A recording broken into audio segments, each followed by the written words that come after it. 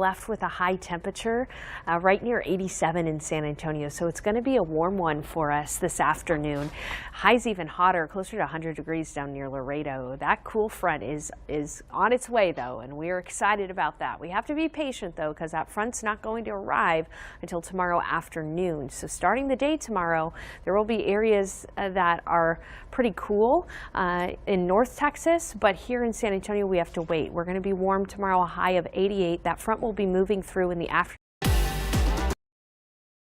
It's a move to cripple public education, really. Hundreds of books are under review in New Braunfels ISD, and we're going to talk to some of the authors coming up tonight on the Nightbeat. And 3 separate shootings rocked the San Marcos community. These happened before and after clocks fell back. The latest from police in their search for those responsible. Plus, an iconic comedian doing his part to help feed San Antonio while people camped out with cans of food at Laugh Out Loud Comedy Club. Live from KSAT 12, the Nightbeat starts right now. More than 400 books are under review in the New Braunfels Independent School District. This comes after a state law passed earlier this year, which now requires public schools to review their books for age-appropriate content. The Night Team's Ari Oates caught up with 2 of the authors whose books are now marked non-compliant with the law. 443 books have already been placed on the under review list or marked non-compliant with SB 13 in New Braunfels ISD middle and high schools. So I'm at a local bookstore getting video of some of these books that students will no longer have access to for free in their public school library. These are just a few of the books that are non-compliant with SB 13. So what is SB 13? The bill says books in public school libraries and classrooms cannot have any indecent, profane, obscene, harmful, vulgar, or sexually explicit content. But Ellen and Ashley, the authors of Crank and Out of Darkness, which are marked non-compliant, tell me it's important to read the book in full for context as to why some of this is inside. It's inspired by my daughter's story of addiction when she was a teenager. Just to explore the challenges and tensions of 1930s Texas with more complexity and attention to what was happening for Mexican American communities. Their books were some of the first marked non-compliant after this district meeting where parents and students shared their concerns and praise for the district's decision to initially close libraries while they reviewed books. Libraries at NBISD schools are now reopened, but the district added 362 new titles to their under review list this past week, bringing that total to 443 books under review. I did ask if these authors could pinpoint why their book might be considered non-compliant, and this is what they said. There are a couple queer characters in it, so there's one thing right there. It is deeply personal because it deals with childhood sexual abuse and sexual assault. I reached out to New Braunfels ISD asking how books are determined to be non-compliant and who is part of their book review team, but no answer yet. It should be a dialogue. It should be a conversation. These kind of books should open up conversations between parents. It's unclear if any more books will be added to the under SB 13 review list for New Braunfels ISD or when they'll finish reviewing books like The Handmaid's Tale to see if they're SB 13 compliant. But as we learn more, we'll bring you that information. I'm Zaria Oates, KSAT 12 News.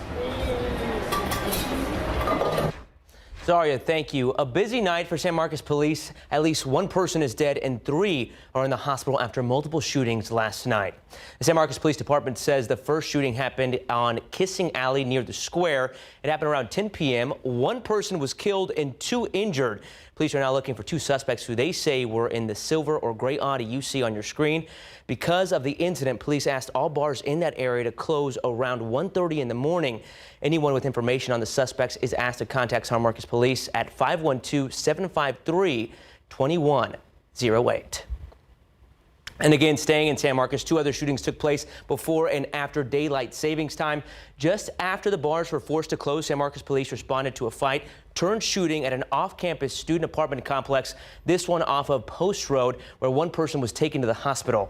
At this time, no one has been arrested. A third shooting happened at 1:50 a.m. after clocks fell back, this one on North LBJ Drive. 20-year-old Eleazar Johnson Hernandez was arrested in connection to that one. It is not clear if anyone was hit in that shooting. And according to San Marcos police, none of these shootings are related. And taking a look at live cam, we are under 60 degrees at 10 o'clock at night. November is here. Yes, I know plenty of people were excited for the cooler temperatures back in October, which was just a short few days ago. But for us, we're going to continue to see some cooler temperatures throughout the next few days. And really today, you can pretty much copy paste it for the next few days of what the weather is going to be. Temperatures this morning, you were waking up in the 40s, 48 degrees at San Antonio International Airport. 74 was our peak temperature. But not only are we going to see our temperature similar, maybe a slight increase later this week, that sunset was before 6 p.m. today, and we're going to be before 6 p.m. until January 18th. But notice on December 21st, the time goes later. I'll talk about why that is coming up later on, JP. Looking forward to it, Shelby. Bexar County Sheriff Javier Salazar confirms that members of his jail administration will not be disciplined after an inmate escaped from the courthouse last year. Antoine Foster was in a wheelchair when he got up, hit a deputy, and ran off, causing a manhunt to unfold downtown. Foster was eventually caught, but records uncovered by KSAT Investigates reveal top brass at the jail had been told at least 13 months earlier that Foster could use his legs and was possibly manipulating the system. My understanding that the nature of that email was not, hey, we've seen this guy walking around and running around, jogging around the block. It was that they were in the process of relocating inmates from the hospital area to the jail. And an email was sent that regarding this particular inmate that, look, we can probably stand to move him to the jail because they had seen him doing some rehab type exercises. Monday on the Nightbeat, a closer look at the security lapse and how the discipline case may play out. A man died in the hospital today after officers found him with head injuries on the side of the road. San Antonio police responded to the call yesterday for a possibly injured or sick person at Arthur and St. James Street. Police say when they arrived, they found someone who had obvious signs of head trauma. Police add it's not clear what led up to that assault, and no arrests have been made. A major crash in Schertz after an 18-wheeler collided with a train this morning. Now police are asking those in the area to be more aware of their surroundings to avoid another incident.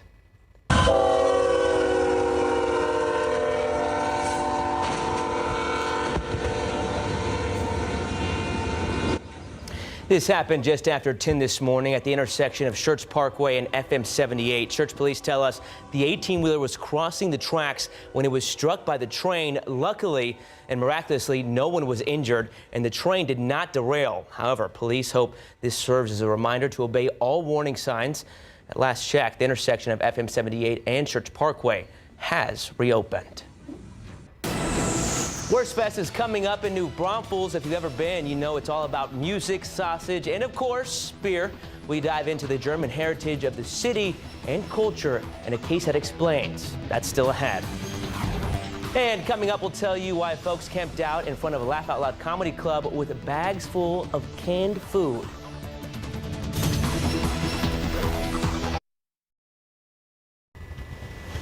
An important programming note to pass along. The TV provider YouTube TV and our affiliate network ABC are in a contract dispute. That's why ABC programming is off of YouTube TV.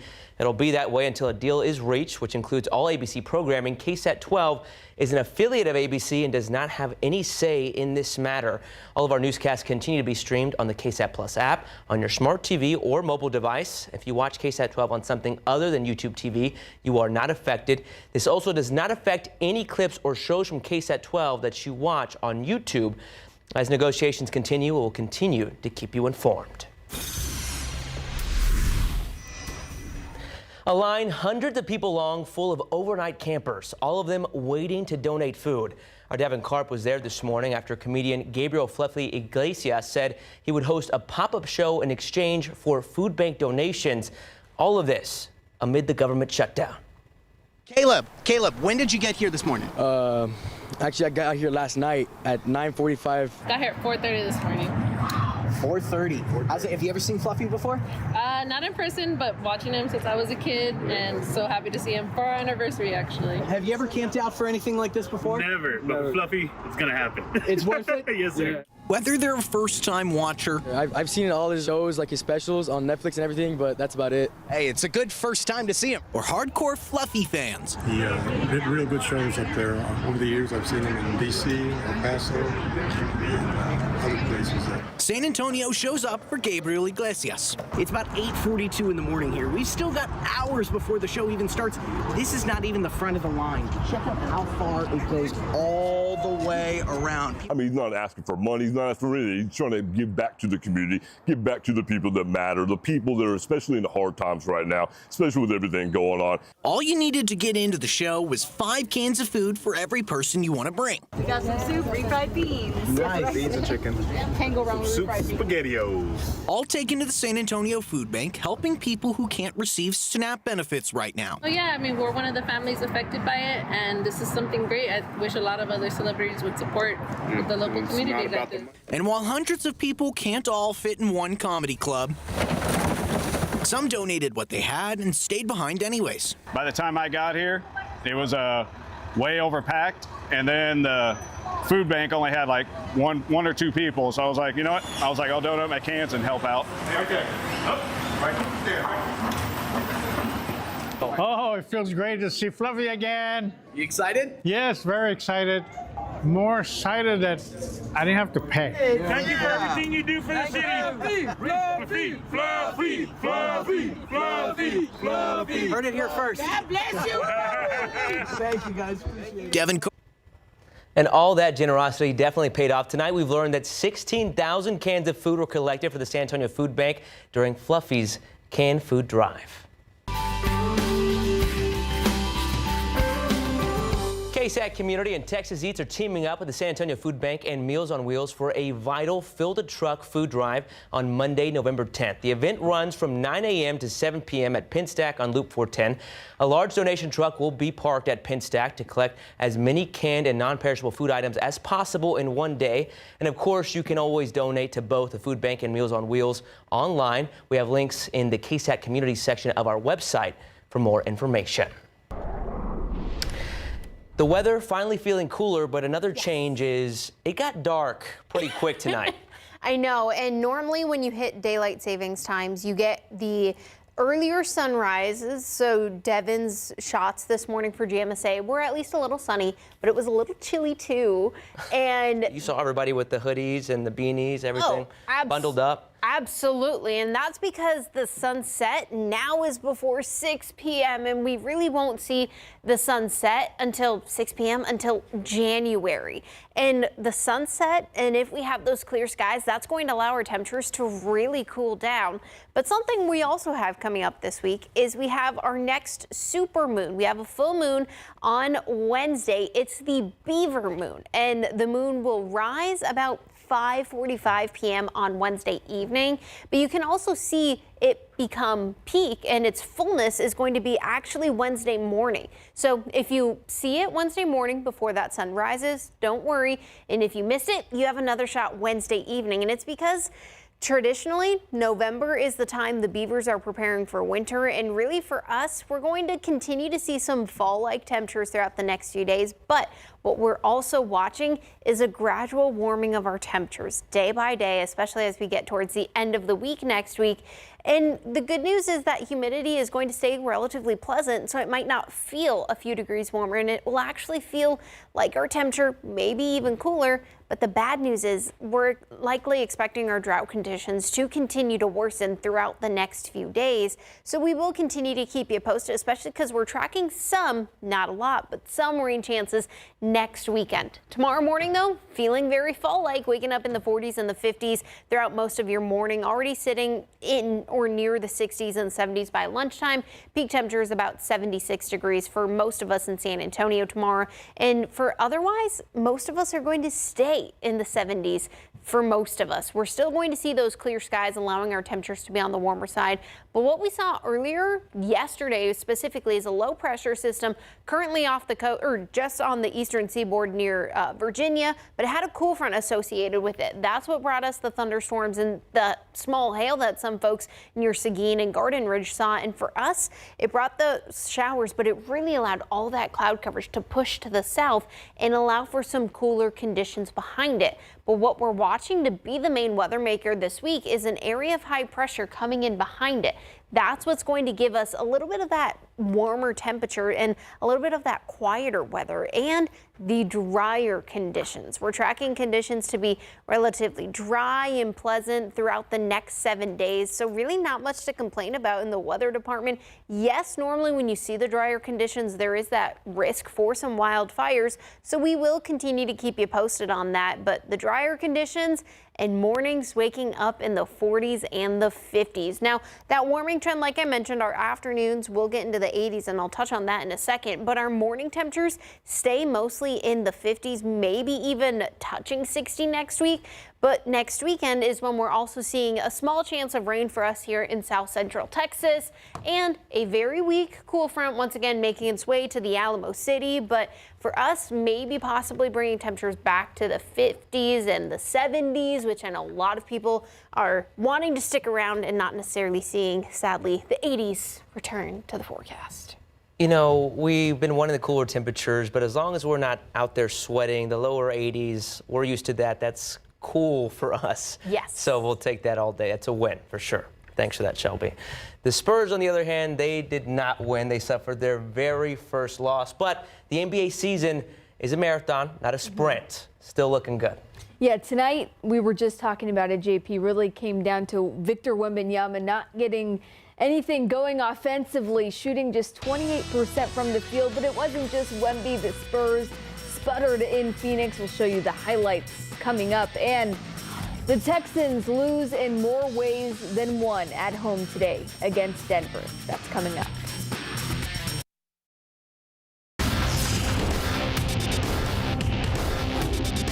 We got to do a better job of finding a way to get in the end zone. Like, if we can't get in the end zone, score points is going to be hard. JP's shaking his head. Yes, it's as simple as that. Where it all went wrong in H-Town and what Coach Ryans has to say about the starting quarterback getting hurt coming up in Big Board Sports. But first, out in Phoenix tonight, Victor Wembanyama and the Spurs looking to stay undefeated against Devin Booker and the Suns. San Antonio in an early 11-point hole when reigning Rookie of the Year Stephon Castle soars in for the dunk through contact. Spurs trailed by 7 after one quarter. Later, rookie Dylan Harper providing a spark off the bench, behind the back dribble, and finishes the layup. Harper had 11 points in 12 minutes, but unfortunately Harper left the game in the second quarter with a calf injury, and the Spurs led by 18 at the intermission. Keldon, crossover on Williams, and just emasculated him. Now or never for the Spurs when Keldon Johnson attacks the basket for a thunderous dunk. San Antonio went on a 12-0 run and looked poised to take control of the game down the stretch like they have all season, but San Antonio couldn't slow down the Suns and Devin Booker's 28 points. The Spurs dropped their first contest of the season, 118-130. Castle led the effort with 26 points, but Victor Wembanyama was held to a 9-point scoring night on 28% shooting. Next, the Spurs are in LA for the start of NBA Cup play against the Lakers. Coming up later in the show, post-game reaction from Phoenix as San Antonio faces defeat for the first time. Well, the Texans enter Week 9 having won 3 of their last 4 games after an 0-3 start. Big part of that turnaround, the Houston defense. The Texans failed to score on their opening drive, so Danico Autry denies the Broncos points for his 14th career blocked field goal in response. Kaimi Fairbairn got Houston on the board. On the Texans' next drive, second quarter, C.J. Stroud scrambling up the middle, and he slides short of the sticks, but takes a big hit on the way down. Scary moment, and Stroud left the game with a concussion. Denver took over after Houston punted, and Bo Nix picked off by Kalen Bullock. So the Texans hoping defense turns to offense, but Davis Mills is sacked. So Fairbairn boots in another field goal, 6-0 Texans. Broncos finally break through to the end zone. Nix tosses the pass to Courtland Sutton, and Sutton hauls it in for the touchdown. Denver takes the lead. Next Texans drive. Again, the offense is stalled, so Fairbairn kicks the field goal. He was 5 for 6 in field goal attempts today, and it was only a matter of time. Broncos tie it as Nix links up with R.J. Harvey, and the 2-point conversion was successful, so it all came down to a last-second field goal by the Broncos to seal it. Texans fall 18-15 and to 3-5 on the season. Now the question is Stroud's health after that hit he took. After the game, D'Amico Ryans wasn't sure why the ref didn't call unnecessary roughness on that play. I've seen that happen multiple times, with our guys, and we get the penalty, but for some reason it just didn't happen there. So we'll look at the film and see, what actually happened there. At the end of the day, we lost our starting quarterback, because of the play, and anytime you lose your starting quarterback, it's always tough. Davis battled, tried to do a good job there. He battled, but we just didn't do well offensively once we lost CJ. All right, switching gears now, it's time to introduce you to our newest Scholar Athlete of the Week, presented by Christus Children's. Hello, my name is Kosh Gazarski, and I'm this week's KSAT 12 Scholar Athlete of the Week. Kasha is the captain and 4-year member of the varsity cross-country team, where she holds 2 school records. She was named Academic All-District the last 2 years. She's the vice president of the Foreign Language Club and a member of the Health Occupation Students of America. Kasha maintains a 106.24 GPA and is ranked in the top 2% of her class. She plans to run collegiately for the University of Mississippi and become a nurse. Thanks, Kasha, for being KSAT 12 Scholar Athlete of the Week, presented by Christus Children's. Great work. Another standout Scholar Athlete, JP. Steel Knight, also Steel Sharp. Boom. There you go. Thanks for that, Mary. Still ahead, Wurstfest is coming up on November 7th, and Myra Arthur is sharing the origin story of Wurstfest and New Braunfels itself. 300 years of the city of San Antonio's municipal history. That's what you will find at the very first Municipal Archives Museum, and it's officially open. Coming up, we take you there.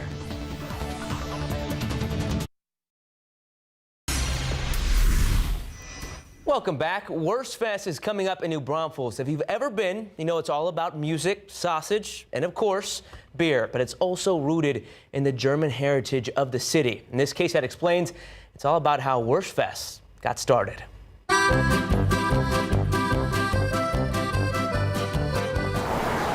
Fall in one of the fastest growing cities in America is the worst. Or rather, it's all about the worst. Wurstfest takes over the city of New Braunfels every fall, a time when the town's German past is every bit its present. It's a celebration of the German culture. The name itself, Wurst, is sausage. The festival began in 1961. Originally, it was started by Ed Grist, who at that time was a local meat inspector. And we had 19 sausage makers here in New Braunfels back in 1961. And he thought that a festival would be a good opportunity for them to show off what they made and let whatever crowd came to the festival judge who was the best. What started as a one-day event with roughly 2,000 people in attendance is today a 10-day festival that attracts more than 200,000. You're going to see a lot of the traditional things that go on at Oktoberfest in Munich or some of the others, the wearing of the traditional clothing. Tradition is at the heart of it all during Wurstfest. New Braunfels was founded by German royalty. Germany was kind of becoming united, and the royalty was losing their tax abilities because they went, the taxes now went to a federal government rather than to the locals, and they were trying to figure out how to continue being wealthy enough to maintain their castles. The plan was to start a colony in the United States.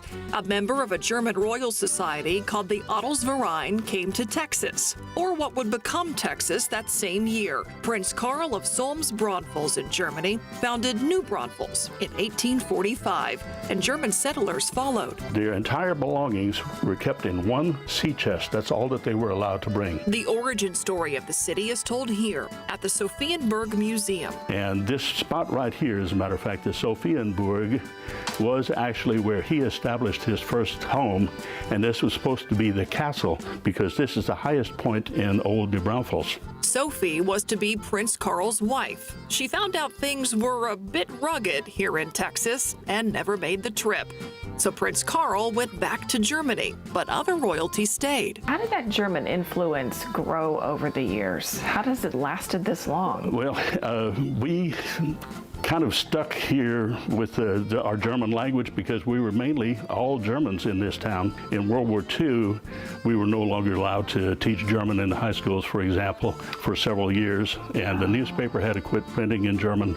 But up until that time, everybody at home spoke German and then learned English also. Holding on to that German heritage is part of the Wurstfest recipe.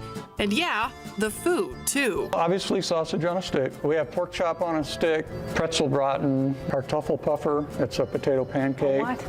Kartoffelpuffer. Wurstentaschen. Wurstentaschen is a brat on a pita bread, covered in sauteed onion, green peppers, and sauerkraut, and then most people top it with a brown spicy mustard. And pair it with a beer, probably. And always pair it with a beer. Bobby Johnson has worked this booth at Wurstfest for 10 years. It can get crazy.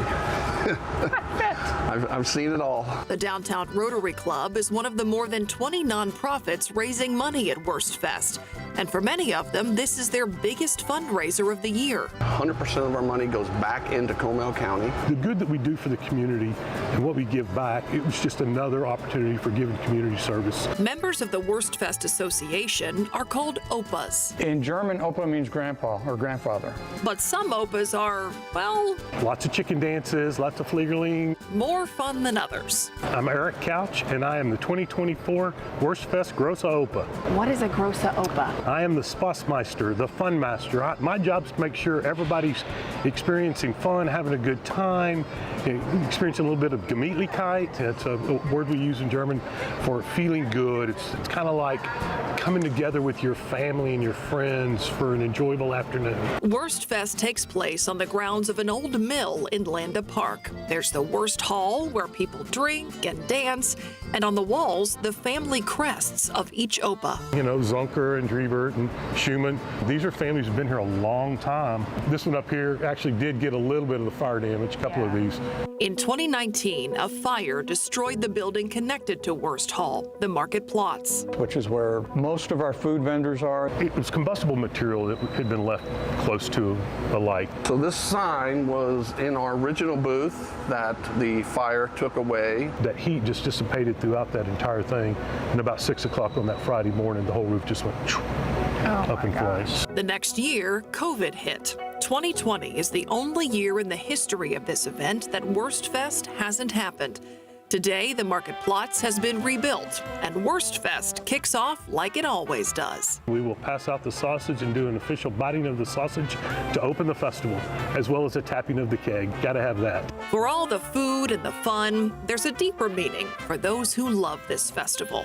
It's a time when families and friends and people that hadn't been together just come together. Yeah. And the reason I get a little choked up, I have family that have dispersed. My youngest daughter's out in Utah, my brother's out in New Hampshire, but it's Wurstfest. We're coming in, we're gonna be here. You know, we've got to be, I mean, it's gotten to be a bigger celebration of family for us than Christmas. So you got me a little emotional because I'm very passionate about that. The fun guy can get emotional too. It's okay. Absolutely, absolutely. It's a homecoming for some, a celebration of heritage for others, and a way to pass down traditions to a new generation. It's a story that needs to be told because many of the children don't understand exactly where New Braunfels came from and what it all means. Did anyone else just get hungry and also thirsty? Wurstfest starts on November 7th. You do have to buy tickets to get in. You can find all the details on prices, parking, etc. at wurstfest.com. What if you could step inside 300 years of San Antonio's history? After the break, how you can do that at the city's first Municipal Archives Museum.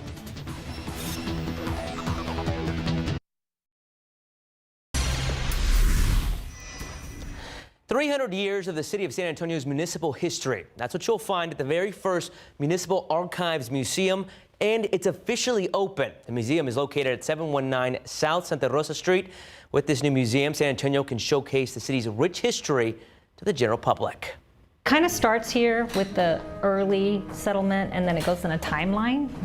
It's a chance to look at the city's preserved documents and artifacts that date all the way back to the 1700s. Even photographs that have been collected through the years to present day, all here at San Antonio's first Municipal Archives Museum. This museum will actually go all the way back before the city was founded to the indigenous population that was here and Presidio soldiers, and then with the Canary Islanders who actually started and founded our city in 1731. I mean, in this room there's 300 years worth of artifacts and papers. Tell us about that. Right, and so as the official record keeper of the city, all city clerks, beginning back when our city was founded, have been keeping these records. So we have records that go back to written in Spanish when we were part of Spain, and the different parts of history of our city. The museum also showcases this collection with some of the gifts that San Antonio has received from sister cities over the years. This is our sister cities collection here. That is cool. The gifts from our cities in Asia. We have a sister city in China, Japan, Korea. We have 11 sister cities. 2022 bond money was used to get the museum up and running, giving visitors access to historic documents like a letter that was found in San Antonio written by Santa Anna, and different maps of the city from different time periods. This is a map of the Alamo grounds. One of the original plats showing what the Alamo grounds was like. It's really great for us to keep the history so that people will know where did our city begin and how have we progressed over the years, what kind of major milestones, what things happened.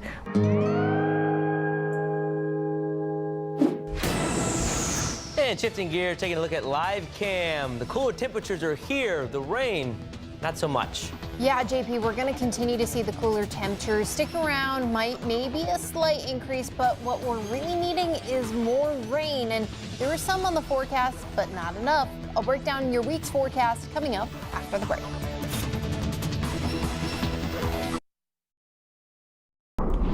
The cool front that we saw move through yesterday that brought us those thunderstorms and some hail for some folks is bringing us some drier conditions. I mean, our dew point temperatures and our humidities, yes, we do still see a little bit of humidity overnight, especially in the mornings, but we're allowing some of that drier air to really feed in and really have a pleasant week. Now, tomorrow morning as you're waking up and getting out the door for work or any kiddos going to school, our temperatures are still going to be in the 40s, so you might still want to have a light jacket, maybe a zip up, because 42 degrees in Comfort, 41 in Bandera. San Antonio is supposed to be in the mid to upper 80s, but it's still going to be a little chilly. But you won't really need the jackets in the afternoon. Already by lunchtime, we're sitting in the 60s, still seeing those sunnier skies. Now, if you do get chilly very easily, you might still want that jacket just easily accessible, getting to about 76 degrees in the afternoon for us here in the Alamo City. Still seeing those clear skies. Now, the one thing we need most importantly is rain. We're still in that 3.5, almost 4 years of continual drought. And really for the first portion of the week, we're staying dry. Saturday and Sunday, we're tracking just a 10% chance of rain, but that's because of another weak front, and it's still a week away, so you'll want to check back with us. We'll continue to keep you posted, but this is a look at the rainfall totals over the last 10 days. Now, some of this rain we saw yesterday, but that was mostly towards Seguin and even headed towards Gonzales. But when you look at the rainfall totals of the last 10 days, we had a latest drought monitor come out Thursday, and there was some improvement, especially in Medina County, Bexar County, and even Atascosa, but also that extreme drought that we saw the last few weeks continue to expand all the way up to Austin, LaGrange, Hallettsville, and back to Bexar County. That's since been able to disperse because we've seen multiple inches of rain, and especially when rain for the drought monitor, you take into account the aquifers, the soil moisture, and a bunch of stuff, the streams, the flows. So the fact that on Thursday we are really only in that extreme being the worst portion of drought for Bexar County, Medina County, I'd say that's a pretty good sign. But once again, we're not seeing enough rain as we go throughout the next week or so, just a very small chance of rain next weekend. Now, the good news is we're still going to continue to see the humidity levels stay pleasantly low, but those drought conditions are expected to worsen, but the gradual chance of temperatures warming up are very slow. We're talking maybe mid 80s for most of us as we go throughout the week. Chance of some humidity as we're waking up Wednesday morning with that chance of fog, but otherwise temperatures staying in the 50s and the 60s, potentially lower as that cool front comes through next week. But we'll keep you posted on the latest forecast and as we get closer to, because everyone loves the cooler fall temperatures. The cooler temperatures for sure. And just going back to the drought monitor briefly, I know we still need healthy rain. Yes. But what it looked like 4 or 5 months ago, night and day, the improvement we've made. So hopefully that continues. For sure. Awesome stuff. Thanks for that, Shelby. The Spurs suffered their first loss, but spirits are still high. Spirits are still high, and coming up, we'll hear why Stephon Castle after the game said, quote, "We needed this" after their first loss of the season. Also, the Cowboys gear up for Monday Night Football tomorrow live on KSAT 12.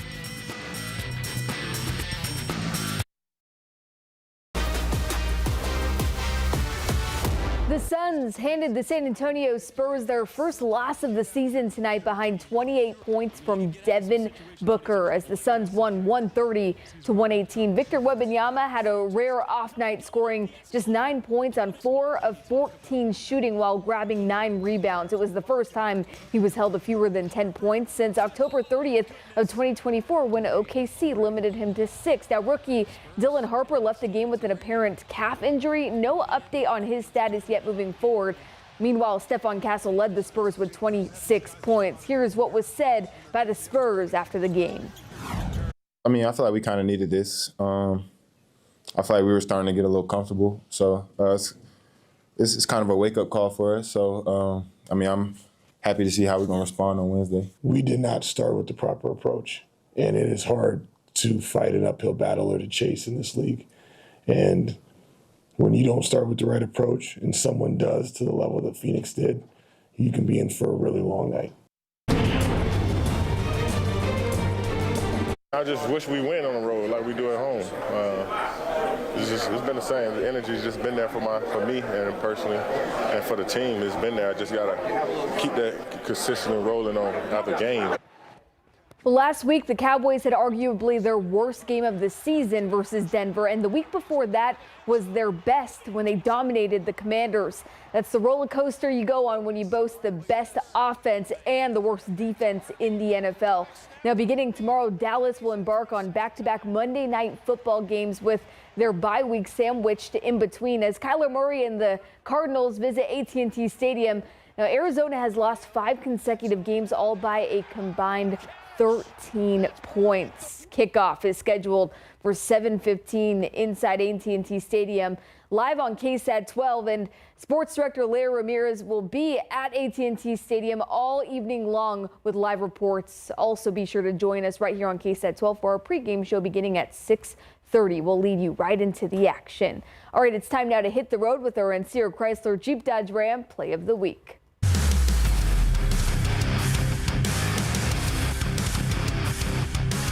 And the Bobcats move the chains. Big pickup. They're back up on the line. Going to run another one here. Jackson thought he was going to keep it. Instead, a mid-air jump pass to Mavin Anderson. Touchdown, Texas State. Tuesday night college football, Texas hosting James Madison. Bobcats freshman quarterback Brad Jackson jumps over a defender while making the touchdown pass. That's Reagan High School's finest right there. He made the throw to Mavin Anderson. JMU did win the game 52-20, but man, the heads-up play, the footwork, the athleticism, whatever you want to call it, Brad Jackson, you get our Insir Chrysler Jeep Dodge Ram play of the week. Saquon Barkley might have done the reverse hurdle, but that is the first time I've seen the hurdle for a touchdown pass, and the fact that he's a local guy makes it all that much better. Seriously, and a quarterback that has that skill, he has a bright future, only a freshman. Awesome stuff. Thanks for that, Mary. Of course. I'll be right back. Throughout the next week, you'll be waking up in the 40s to 50s. A slight chance of temperatures increasing on Wednesday and Thursday because of a high pressure system coming over Texas. A small chance of rain next weekend due to another weak cool front. We'll keep you posted on the rain chances, but really it's still going to be very fall-like to start the week. Maybe you want to have a light jacket, especially for some of the kiddos in the bus stop, but just be able to take it off for the afternoon. It's at South Texas, fall temperatures. Need a jacket in the morning, take it off because you're going to be sweating during the afternoon. We're used to it. Thanks for joining us, guys. We'll see you tomorrow. Hey, y'all. I'm Jack Ingram. Welcome to the Texas music scene. We're coming to you from the legendary Arlen Studios in Austin, Texas, where I've been making records for over a decade. This place has soul. So does this episode, along with a killer lineup. We're taking you to Emo's Austin for our very first Texas Music Scene Independence Eve party. It was a big night of loud guitars, fired up fans, and the kind of performances that remind you why live music matters. Rising Texas artist Juliana Rankin delivers a fiery set with her breakout single, I'm Trouble. Then we got Slade Coulter bringing a no-holds-barred performance recorded live at our Independence Eve party at Emo's Austin. And to close it out, American Aquarium's back with one more, Casual. So let's get into it. Crank it to 11 and settle in. It's time for the Texas music scene.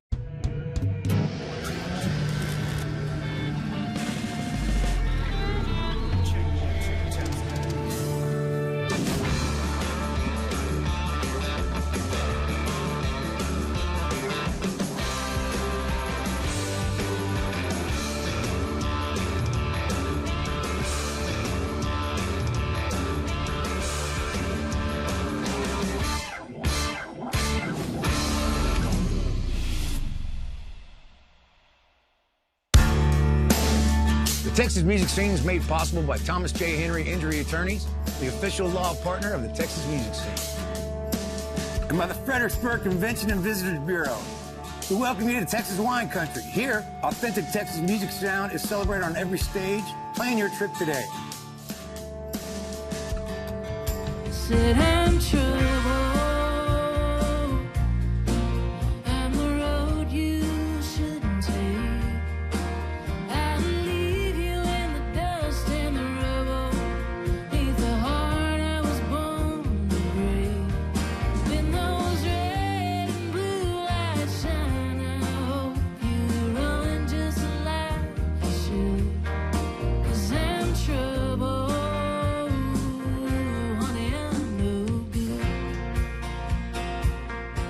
For more than 3 decades, Thomas J. Henry has been dedicated to serving injured people across the state of Texas, earning the trust of those we've helped along the way. With proven results and a legacy of standing up for those in need, our dedication is stronger than ever. With offices across the Lone Star State and a team of expert attorneys, we're here to fight for you when it matters most. Thomas J. Henry, the name you know, the firm you trust. Nestled in the heart of the Texas Hill Country, Fredericksburg is waiting for you. Here, there's always something new to discover. Shop along Main Street, where historic charm meets one-of-a-kind finds. Savor a wealth of flavors from one of our many restaurants. And sip and stay at one of our charming and comfortable accommodations. Wherever you venture, make your next memory in Fredericksburg, Texas. Love Fredericksburg.